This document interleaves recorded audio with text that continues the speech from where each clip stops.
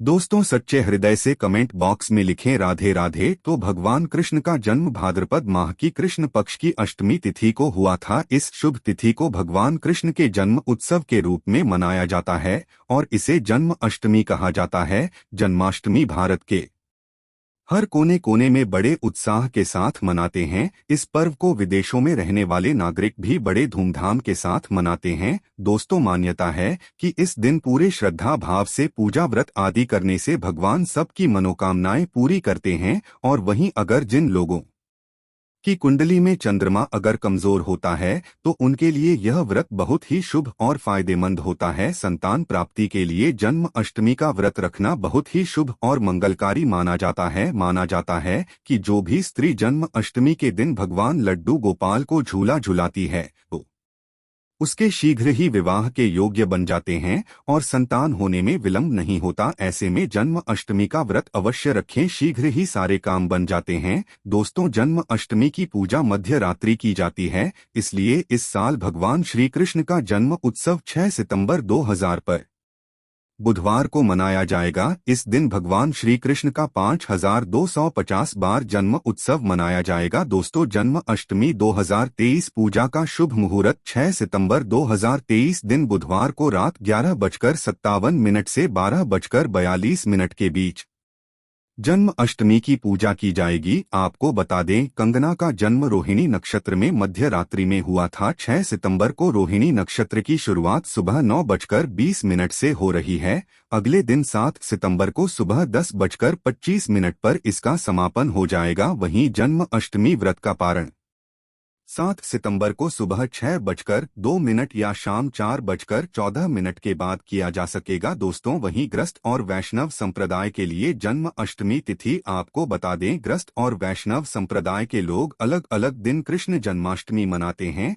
ऐसे में 6 सितंबर 2013 को गृहस्थ जीवन वाले लोग और 7 सितंबर 2023 को वैष्णव संप्रदाय के लोग कान्हा का जन्म उत्सव मना सकते हैं। दोस्तों, वीडियो शुरू करने से पहले अभी तक आपने हमारे चैनल को सब्सक्राइब नहीं किया है तो इस चैनल को सब्सक्राइब करके बेल आइकन जरूर दबाइएगा। सच्चे दिल से कमेंट बॉक्स में लिखें जय श्री कृष्ण। दोस्तों, तो जन्म अष्टमी व्रत से पहले रात को हल्का भोजन करना चाहिए और अगले दिन पूर्ण रूप से ब्रह्मचर्य का पालन करना चाहिए। उपवास के दिन ब्रह्मा मुहूर्त में उठकर स्नान आदि से स्वच्छ होकर साफ वस्त्र पहनना चाहिए। उसके पश्चात भगवान कृष्ण का ध्यान करते हुए व्रत का संकल्प लेना चाहिए। इसके पश्चात भगवान कृष्ण को माखन, मिश्री और नारियल की बनी मिठाई का भोग लगाएं। दोस्तों, रात 12 बजे भगवान लड्डू गोपाल का जन्म होगा। इसके बाद उनका पंचामृत से अभिषेक करें, उनको नए वस्त्र पहनाएं और उनका अच्छे से श्रृंगार करें।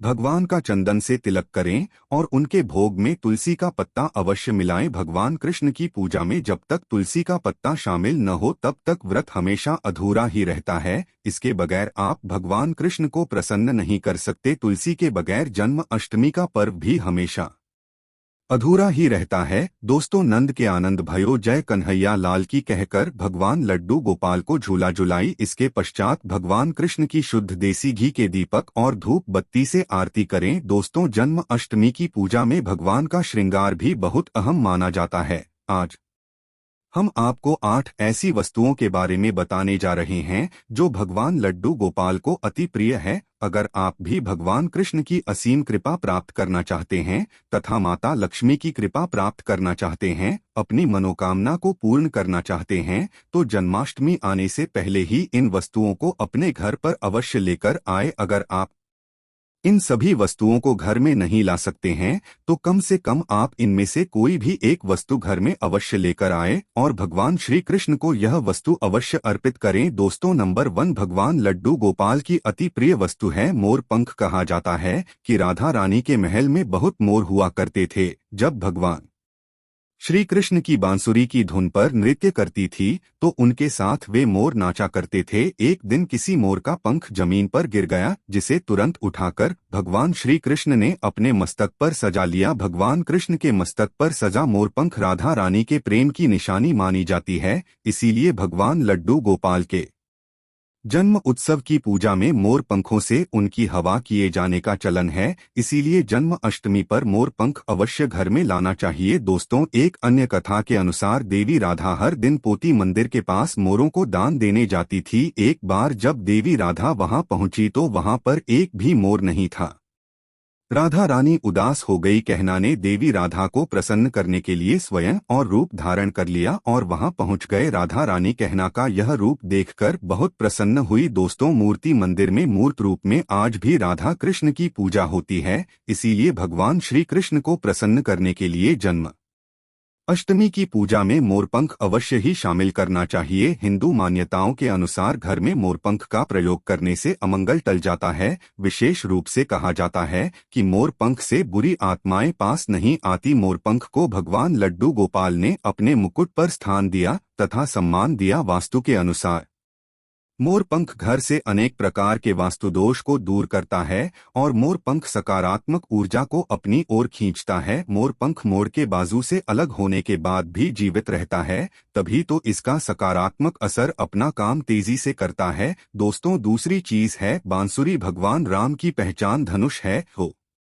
लड्डू गोपाल की बंसी। भगवान लड्डू गोपाल की मधुर बांसुरी की धुन सुनकर गोपियां उनकी ओर खिंची चली आती थी। भगवान लड्डू गोपाल की बंसी प्रेम और आनंद का प्रतीक है। बाल कृष्ण गोपियों के साथ बंसी बजाकर राशि रचते थे और सृष्टि में प्रेम का संचार करते थे। दोस्तों, जन्म अष्टमी के दिन भगवान श्री कृष्ण के श्रृंगार की सामग्री में बांसुरी को शामिल करने से गृहस्थी में प्रेम और आनंद आता है। भगवान कृष्ण को बांसुरी अर्पित करने के साथ ही आप अपने घर में बांसुरी को अवश्य ही लाएं। दोस्तों, माना जाता है कि जहां कहीं भी वास्तु दोष हो वहां बांसुरी लगाने से वास्तु दोष दूर हो जाता है, लेकिन ध्यान देना जरूरी है कि बांसुरी कभी भी सीढ़ी नहीं लगाना चाहिए, बल्कि इसे हमेशा तेल लगाने से लाभ मिलता है। साथ ही बांसुरी का मुख हमेशा नीचे रहना चाहिए। इसके अलावा अगर दाम्पत्य जीवन में तनाव या फिर पूर्ण वातावरण रहता हो तो सिरहाने में बांसुरी रखकर सोने से बहुत अधिक लाभ मिलता है। दोस्तों, तीसरी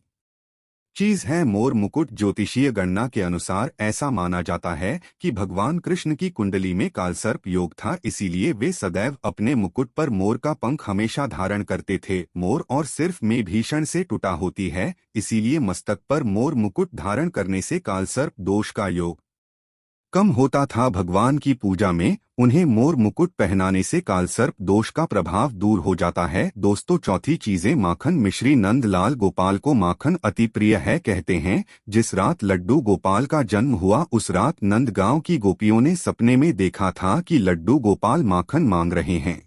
नंदलाल को माखन इतना प्रिय था कि वे बचपन में गोपियों की मटकी से माखन चुराकर तथा मटकियां तोड़कर खा लिया करते थे, जिसकी वजह से इनका एक नाम माखन चोर भी है। दोस्तों, भगवान के भोग में माखन मिश्री को अवश्य ही शामिल करना चाहिए। प्रेमपूर्वक भगवान लड्डू गोपाल को माखन मिश्री का भोग लगाने से आरोग्य की प्राप्ति होती है, धन सुख समृद्धि की प्राप्ति होती है, धन लक्ष्मी आपके घर में धन की वर्षा करती है। भगवान लड्डू गोपाल को माखन मिश्री अर्पित करने से वे शीघ्र ही आपकी सभी इच्छाएं पूर्ण करते हैं। दोस्तों, पांच भी चीज है झूला या फिर पालना। भक्ति भाव के भूखे बाल गोपाल को जन्म अष्टमी पर झूला जाने की परंपरा चली आ रही है। यह ठीक उसी प्रकार से है जैसे बच्चे के जन्म के बाद उसे पालने में झुलाने से आनंद की प्राप्ति होती है, उसी प्रकार भक्तजन अपने प्रभु के बाल स्वरूप को पालने में झुलाकर भक्ति के परम सुख को प्राप्त करते हैं। दोस्तों, भगवान को झूला या पालना भेद करने से प्रेम और आनंद की प्राप्ति होती है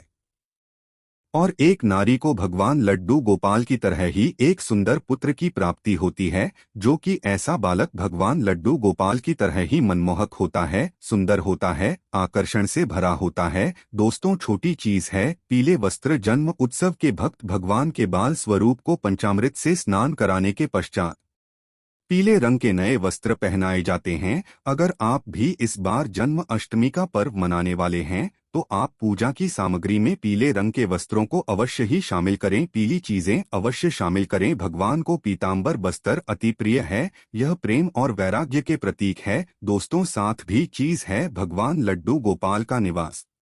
लोग माना जाता है गाय भगवान की सहचर है। भगवान लड्डू गोपाल के साथ पूजा में बछड़े के साथ ही गाय की पूजा करना सुख समृद्धिदायक माना जाता है। पुराणों में गाय को धन का प्रतीक माना गया है। भगवान धन रूपी गौरव की रक्षा करते हैं। दोस्तों, ज्योतिष शास्त्र के अनुसार गाय के भीतर गुरु ग्रह का वास होता है। यदि यह किसी व्यक्ति की कुंडली में नीच स्थिति में हो तो उसे गाय की सेवा करना चाहिए। ऐसा करने से बोस ग्रह की दृष्टि से बच सकता है। इसके अलावा वास्तुशास्त्र के अनुसार पूजा स्थान अथवा बैठक के कमरे में ईशान कोण में चांदी की गाय और उसका बछड़ा रखने से भाग्य में वृद्धि होती है। इसीलिए जन्म अष्टमी से पहले ही चांदी की गाय और उसका बछड़ा अपने घर पर अवश्य ही लाएं। अगर आप चांदी का नहीं ला सकते हैं तो आप मिट्टी का ला सकते हैं, या फिर आप गाय और बछड़े की तस्वीर लाकर भी ईशान कोण में लगा सकते हैं। दोस्तों, 8 भी चीज है। गीता की पोथी भगवान कृष्ण ने महाभारत के युद्ध के दौरान अपने प्रिय शाखा